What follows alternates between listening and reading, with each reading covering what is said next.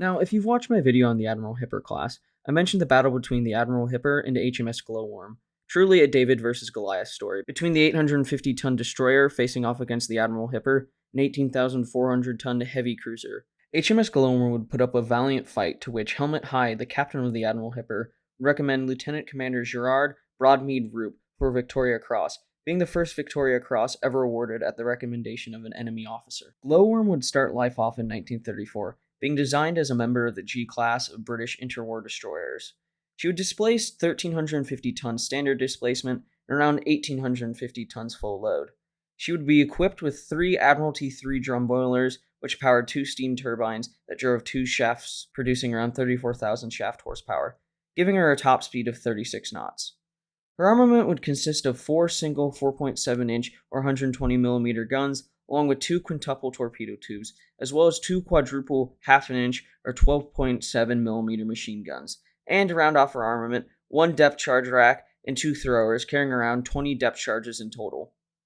Glowworm was rather special in her quintuple torpedo tubes, as she was one of the only G-class fit with one, the normal arrangement being a quadruple torpedo tube.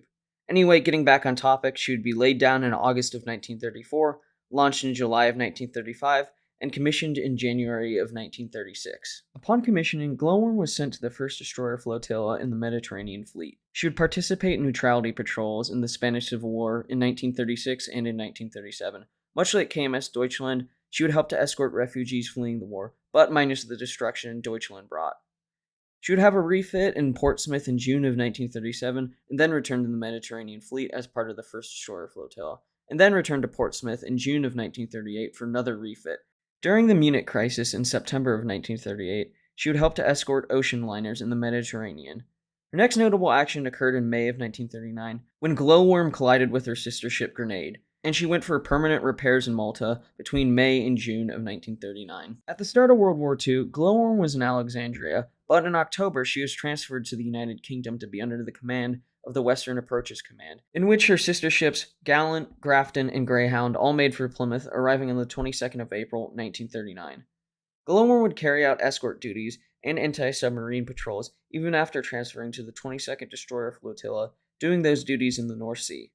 In February of 1940, Glowworm would strike the Swedish ship Rex, which would cause serious damage to the destroyer, forcing her to go to dry dock for a month, returning to Scapa Flow on March the 20th.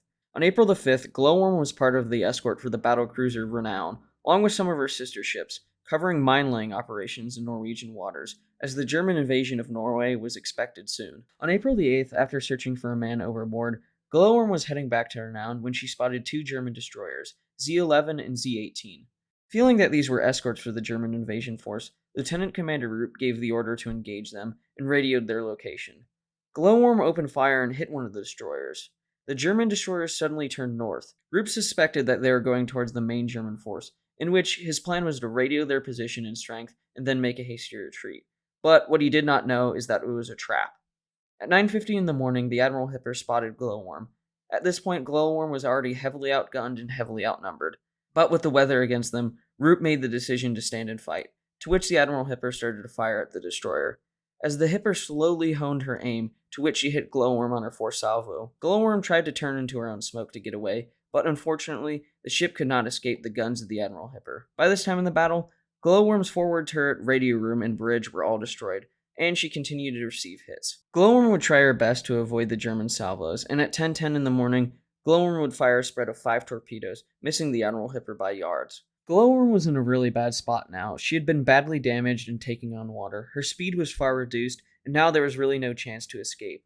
And without a radio, she couldn't even call for help. Without the ability to call for help or retreat and surrounded, Roop made the decision to ram the Admiral Hipper.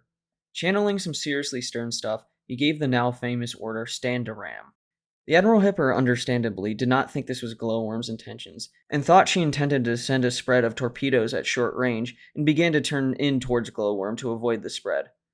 Glowworm struck the Admiral Hipper going around 20 knots, which drove it sideways in the water. The collision tore off Glowworm's bow, and the rest of the ship scraped along the Hipper, gouging several holes in the ship. This was pretty much the end of the battle for Glowworm, who was on fire and left drifting clear of the Admiral Hipper, where at 10:24 her boilers exploded, taking 109 of her crew with her. The Admiral Hipper went to rescue the remaining British crew, rescuing about 40 of them. Unfortunately, Roop was not amongst the rescued. Earlier in the rescue, he'd been seen helping the crew into life jackets and catching lines and handing them off to his crew, causing him to be exhausted. About halfway up the Admiral Hipper, he slipped and fell back into the water and went under before another line could be thrown to him. As I mentioned earlier, he was posthumously awarded the Victoria Cross. Ever since making the video on the Admiral Hipper class, which I should redo at some point, but nevertheless, Glowworm has been requested, and it was certainly an interesting ship to research and quite the incredible tale. Thanks for watching, and please remember to like and subscribe.